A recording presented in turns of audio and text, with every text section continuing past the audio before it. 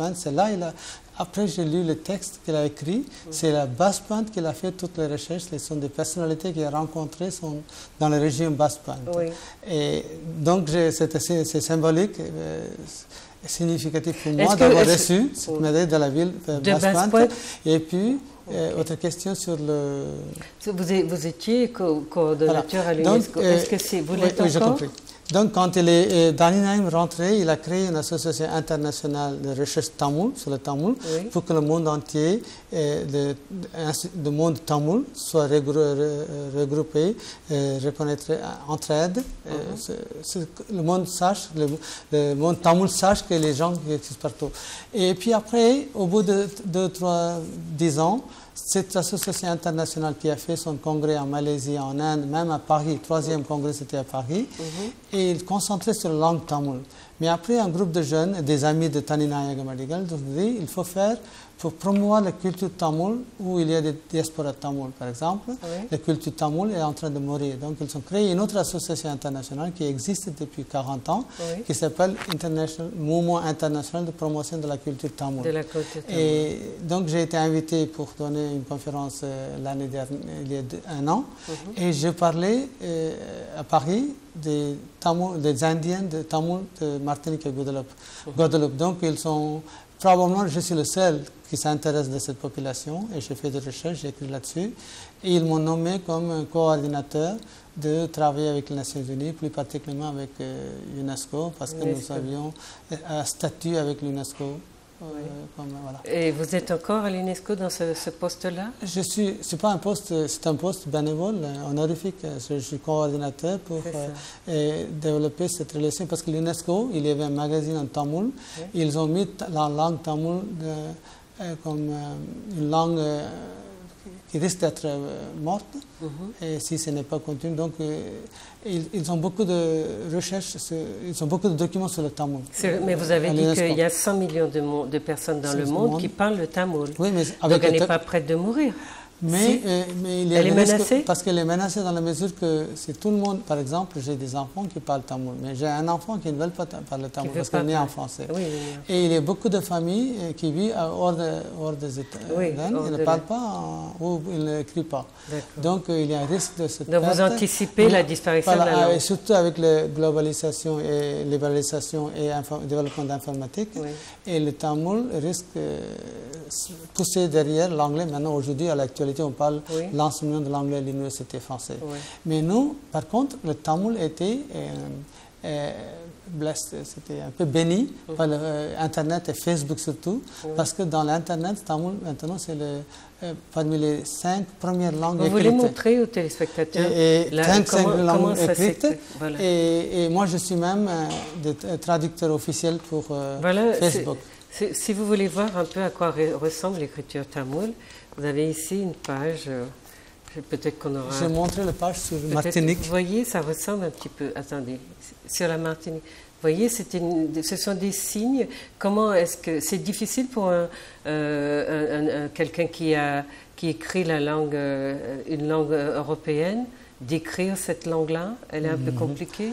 Mais pourtant, nous avons beaucoup de professeurs comme Filiosa Gros qui ont appris la langue, qui ont traduit les littératures tamoul en français.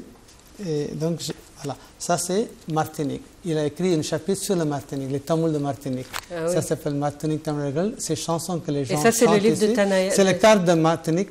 C'est la carte de... Voilà. Donc, il y avait quelque chose d'écrit sur la Martinique.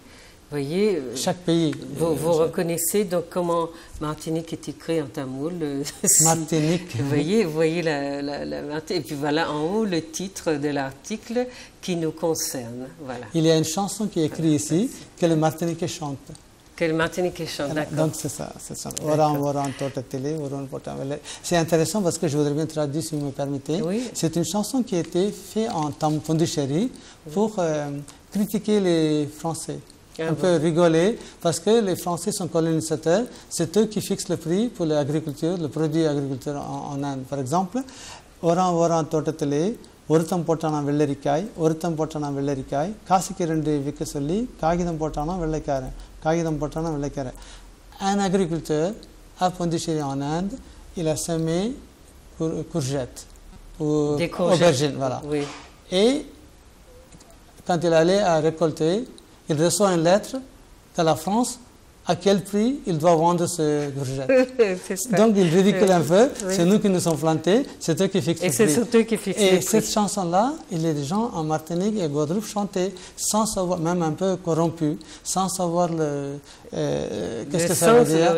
Et puis moi je suis allé, j'ai demandé à mon oncle, qui est le président de l'Assemblée nationale de Pondichéry, qu'il a chanté la même chanson, et j'ai mis dans le Facebook et j'ai traduit. Alors ça a mis beaucoup de... Voilà. J'ai entendu parler dans Saint-Pierre, les gens, vous savez, le monsieur qui a chanté derrière nous de l'Alsinké. Oui, il l'a chanté aussi. Alors, vous parlez beaucoup de Facebook, peut-être pour les téléspectateurs qui s'intéressent. Vous avez une page, donc il faut taper Sam Vijay, V-I, donc votre nom était écrit tout à l'heure, V-I-G-A-Y, si vous voulez aller consulter sa page. Cette semaine, j'ai l'indianité de Basse Pointe dans la page portrait. Le portrait, c'est un temple de Martinique qui est mon portrait, donc vous n'allez pas voir mon image. Là, à l'intérieur, si vous devenez vous pouvez voir beaucoup de photos et vidéos prises. Alors maintenant, puisque notre émission ne dure pas éternellement, il faut qu'on arrive à parler de la place de l'Inde dans le monde et des rapports de l'Inde avec l'Afrique. J'aimerais qu'on en dise quelque chose, mais surtout organisé autour de votre vision, votre pratique de l'humanitaire. Pourquoi d'abord avoir choisi de vous former dans l'humanitaire? D'accord, c'est une bonne question. Bon, quand j'ai fini mes études en littérature française, je suis allé vivre dans une communauté internationale. C'est un projet de l'UNESCO d'abord, et après de Pondichéry, qui s'appelle Auroville. C'est une communauté internationale, un peu sens utopique, qui a été créée... Oh, elle est plutôt européenne. Hein? Oui, et aussi on vit avec 30 000 villages. Étant donné que je suis né pas loin de cette Auroville, naturellement j'étais intéressé depuis le début. Après mes études, je suis allé vivre là-bas. J'ai rencontré beaucoup de gens intéressants, même des artistes terribles, ce qui fait les Yakari, les artistes français, il y a beaucoup d'intellectuels, géologues, scientifiques sont venus là-bas et beaucoup d'environnementalistes. Donc, j'ai développé le goût pour l'environnement et la protection de l'environnement et tout ça, et énergie solaire, énergie alternative.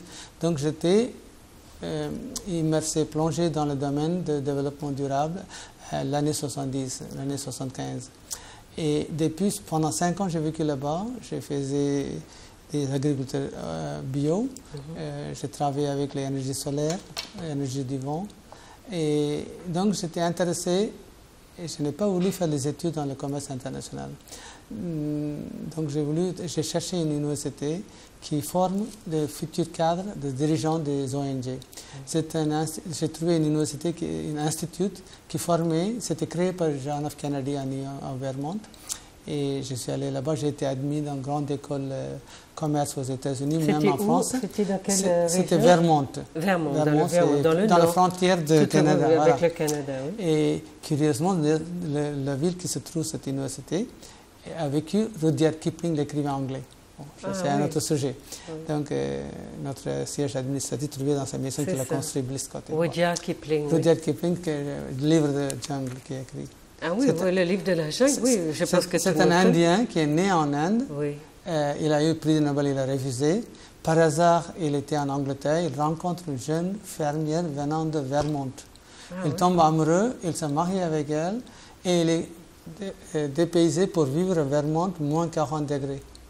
C'est vrai? Avec cette dame, il a vécu 5 ans, il n'a pas beaucoup aimé. C'est là qu'il a écrit la plupart des œuvres et il a écrit, il n'entendait pas avec les paysans vermontais, les expressions Vermont Feud. Et je suis arrivé dans mon université, je retrouve dans cette maison, et j'ai étudié de cette maison, ça s'appelle Naulaka. Bon, c'est un peu hors sujet, mais quand même, de me retrouver dans une maison où vécu Rudyard Kipling, où il a perdu 2 enfants, il a écrit la plupart des œuvres, c'était une bonne expérience pour moi. Bon. Et quelque part, donc je me suis spécialisé. Donc vous avez appris dans le Vermont, voilà, vous avez fait votre formation. Voilà, et puis par l'intermédiaire des universités, je suis venu pour travailler pour l'UNICEF, UNESCO à Paris. UNESCO. Et puis comme d'habitude, j'ai participé aux congrès, conférences. Un professeur professeur doyen de l'Université de Paris 11, Sceaux, qui m'a offert une inscription directe pour soutenir ma thèse, les rôles de ONG françaises, parce qu'à cette époque, 81, 82, aucune étude n'était faite sur les ONG. À cette époque, le Médecins sans frontières, Médecins du monde, le Comité catholique contre la faim pour le développement, ce sont des organisations qui se développent dans les années 70. Donc il a voulu que je fasse une étude comparée avec les ONG américaines et les ONG françaises. Mais j'ai été là pendant un an, et après je vais rentrer aux États-Unis pour faire encore continuer des études, travailler. Un peu abandonné, je vais reprendre un jour. Oui, il faut reprendre. En plus, c'est une étude comparée qui doit être très, très intéressante à faire. Mais l'idée de l'humanitaire, parce que l'humanitaire, c'est très contesté. Vous voyez en ce moment ce qui se passe à Haïti. Il y a ce très beau film de... Comment il s'appelle, le metteur en scène haïtien, qui a montré que l'aide tue, l'aide humanitaire tue. C'est-à-dire que l'aide n'arrive jamais, finalement, aux populations auxquelles elle est destinée. Qu'est-ce qui vous a intéressé dans l'humanitaire? Étant donné que je suis plongé dans le domaine, je peux vous dire, par exemple, quand je travaille à l'UNICEF, j'ai par ambition d'être dans une organisation internationale qui travaille avec les femmes et les enfants. C'est la seule organisation directement impliquée sur le domaine. Mais j'étais un peu étonné par la richesse, par le luxe qu'ils sont, les cadres. Les cadres dans voilà, les ONG. parce qu'on nous a donné toujours voyager dans classe d'affaires. On discutait la pauvreté entre le champagne. Et quand même, j'étais un peu dégoûté de ça. C'était votre expérience? Vous étiez toujours... Non, c'était l'expérience de plusieurs personnes, de plusieurs pas cadres. Mais quand même, à un moment donné, je n'ai pas voulu continuer longtemps à travailler dans une organisation internationale. J'ai voulu toujours d'autres expériences. Donc, j'ai changé plusieurs métiers. Mais par contre, en même temps, on a besoin de l'UNICEF. Parce qu'il faut une organisation de haut niveau comme porte-parole pour parler l'enfant. Donc ça devient une référence. C'est un luxe que parfois on doit payer cher. Même des cadres qu'on doit payer cher. Et de la même façon, les ONG aussi sont beaucoup plus sur le terrain que les organisations intergouvernementales, c'est-à-dire Nations Unies, UNESCO, parce qu'ils travaillent entre les gouvernements. Mais parce que le système des Nations Unies, vous savez, ils n'ont aucun droit, ce sont des chefs de l'État qui décident. Et donc les ONG, ils sont créés quelque chose de parallèle, on peut aller travailler. Oui, directement, dans la proximité. Donc on a besoin, pour avoir cet accès à cette population qui ont besoin, il peut avoir comme tous les systèmes de... Non, mais puisqu'il y en a, c'est assez systématique, c'est-à-dire que l'aide est quand même détournée dans la mesure où ce personnel-là, qui est de plus en plus nombreux, est celui qui est entretenu avec l'argent qui aurait été destiné à améliorer les conditions de vie des populations. Est-ce qu'il n'y a pas là une aberration? Même si vous dites, et on le conçoit tout à fait, qu'il faut des institutions des ONG, des institutions non gouvernementales. Cela se conçoit. Mais comment expliquez-vous qu'elles soient en quête d'argent, que les populations du monde payent pour aider d'autres populations qui n'en voient jamais la couleur, finalement? C'est pas... Oui, c'est un constat, je reconnais. Et je prends deux exemples. L'exemple de tsunami. Quand le tsunami a été attaqué, ça a arrivé qu'une catastrophe. Il y avait un engouement parce que ce sont des Français, Blancs et Européens qui sont morts juste après le matin de Noël. Ça évoque un sentiment et moi, j'ai été choqué comme tout le monde, mais je ne pouvais rien faire. Je suis resté un jour et après, mon frère m'a appelé, qui est médecin, pédiatre. Il a reçu une centaine d'enfants. Il a dit, oui, l'aide gouvernementale va arriver, mais entre-temps, les gens n'ont rien à manger, vivre, parce qu'il faut sauver les gens qui sont en train de mourir. Donc, j'ai fait un appel à la générosité française via médias, télévision, presse écrite à Orléans. Et puisque j'étais commerçant à cette époque, beaucoup de gens sont venus vers nous. Et j'ai envoyé immédiatement par Western Union. L'argent est arrivé en 2 minutes. Et on a distribué l'argent parce que tout ce qu'ils avaient besoin, de pêcheurs surtout, un peu de nourriture à acheter et des vêtements de vaisselle à faire la cuisine parce qu'ils peuvent faire pêcher. Il a un toit. Alors donc, il est vraiment servi. Mais par contre, des millions d'argent qui étaient récoltés. Même il n'arrivait pas, même quand il arrivait, c'était trop tard, où ils ont voulu faire 5 fois ils ont vacciné un enfant, ils ont donné 200 tapis, des choses comme ça. Donc ça a été gaspillé, mais après, ils ont décidé d'utiliser pour d'autres causes. Mais une autre chose, c'est comment, surtout les associations ONG de connotation religieuse comme catholiques, des choses comme ça, ils recrutent l'argent pour aider le développement. Parfois, ils dépensent dans les pays tiers-monde pour convertir les gens au christianisme. C'est ça. Et donc, quelque part, si vous dites je vais convertir les gens en christianisme, personne ne va donner. Donc, ils parlent ici de développement. Mais là, il parle un peu d'évangélisation. Donc, c'est un détournement, en fait, de ces organisations. On peut le dire, mais quand même, cette population a besoin, et puisque l'Inde est tolérante, je parle de l'Inde, l'Inde est tolérante religieusement, ça n'a pas choqué. Non, mais pendant le tsunami, l'Inde a refusé. L'Inde a refusé par amour propre, parce qu'ils avaient besoin. Ils se sont dit, nous, on peut occuper. Oui, l'Inde a refusé par amour propre. Mais ils s'occupaient bien aussi. Mais c'est parce que l'Inde avait compris le rôle des organisations, des ONG, dans justement les phénomènes d'évangélisation ou de corruption. Donc l'Inde a refusé, mais ça a frappé beaucoup les pays européens. L'Inde a refusé pour deux raisons. Ils ne veulent pas que les ONG, petites ONG viennent, ils font des choses. Oui. Ils disent qu'on peut faire un travail mieux, on a la capacité de le faire. Et l'Inde a une grosse armée aussi. Voilà, donc ils ont bien fait aussi, il faut dire, l'Inde a bien fait son travail. Oui. Il a bien aidé sa population, sans aide Absolument, internationale. c'est ce qu'on savait. Mais peut-être très souvent, ils sont un peu État autoritaire. Ils refusent catégoriquement tous les ONG. Il ne faut pas mettre tous les ONG dans le même panier. Il faut trier, comme les politiques, comme partout dans la politique, il faut trier des gens. Mais il y en a en Inde, des ONG. Oui, il y en a. Oui, mais ça veut dire que l'Inde n'a pas rejeté toutes les ONG. Non, ils sont sélectifs. Mais ils sont très sélectifs, mais c'est leur droit. Parce que regardez la situation d'Haïti, les pays d'Afrique, qui, soi-disant, seraient aidés par cet argent et qui n'en bénéficient pas. Votre expérience avec l'Afrique, quelle est-elle? Parce que vous avez aussi passé un temps en Afrique. Ouais. Quand j'étais aux États-Unis, j'ai été associé avec une organisation internationale non gouvernementale, même un peu religieuse. Oui. Et ils ont des programmes en Afrique et en Amérique latine, comme les ONG américaines. Et quand ils ont vu que j'ai une capacité de former des ONG, je suis devenu un peu spécialiste de formation des ONG. Ah, oui. Et au lieu de, par exemple, il y a des richesses dans chaque pays. Chaque pays peut développer ressources. Ses ressources propres. Oui. Ça s'appelle collecte de fonds. Parce que si les riches partageaient avec les pauvres de pays, en Inde ou ailleurs, ça sera encore mieux au lieu d'attendre une hégémonie venant de l'Europe ou Amérique. Donc j'ai formé les cadres des ONG en Afrique, en Amérique latine, même en Inde, dans les nouvelles technologies de développement de ressources, pour mieux gérer leur propre développement, comme ça, au lieu de quelqu'un de l'extérieur vient ou dicte qu'est-ce qu'il faut faire. D'accord. Donc un développement en dos centré. Et paradoxalement, quand j'étais à Auroville en Inde, j'étais dominé par les Européens. J'ai appris beaucoup de choses avec eux. Et au bout de 10 ans, je reviens comme un expert. J'ai formé les Européens qui habitent qui font les projets. Comment créer un projet, comment gérer un projet, comment évaluer. Donc c'était une expérience que je suis revenu à Auroville. Quand j'étais aux États-Unis, j'ai recommencé à travailler avec l'Inde.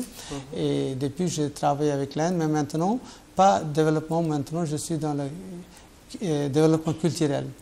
Et si vous voulez, je peux dire quelques mots. On va dire tout à l'heure quelques mots. Mais je sais qu'entre l'Inde et l'Afrique, il y a des échanges économiques de plus en plus étroits, que dans certains domaines, comme le domaine de la santé, que l'Inde s'investit de plus en plus en Afrique, c'est vrai, parce qu'on parle beaucoup de la relation que la Chine est en train d'établir avec l'Inde, et qui est une relation finalement de dépouillement. Est-ce qu'on dirait la même chose de l'Inde qui s'installe aussi Non, ce n'est pas la même chose, parce que les Chinois, ils ont en fait, ils ont une stratégie long terme. Ils sont comme un dragon, ils essayent de voir.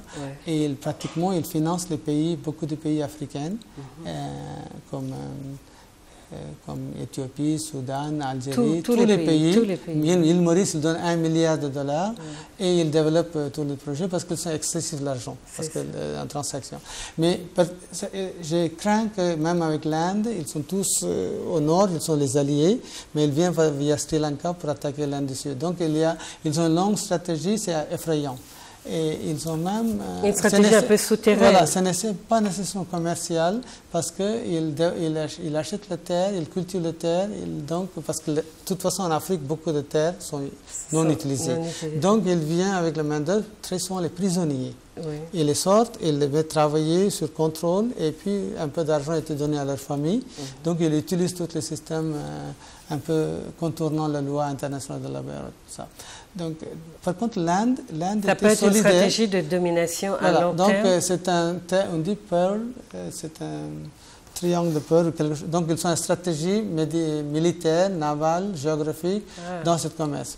Mais surtout, ils attaquent tous les pays développés. Mais l'Inde n'avait pas ce même intérêt. L'Inde est très solidaire, on est pays de non-alignés. Et aussi, l'Inde proposait beaucoup de développement sud-sud. Pas nord-sud, entre sud, oui. Comme les BRIC pays comme Afrique du Sud, l'Inde, Brésil, Mexico. Oui. On peut y aider mieux nos pays comme africains parce que nous avons réussi comme beaucoup de technologies qui est adaptées dans les pays.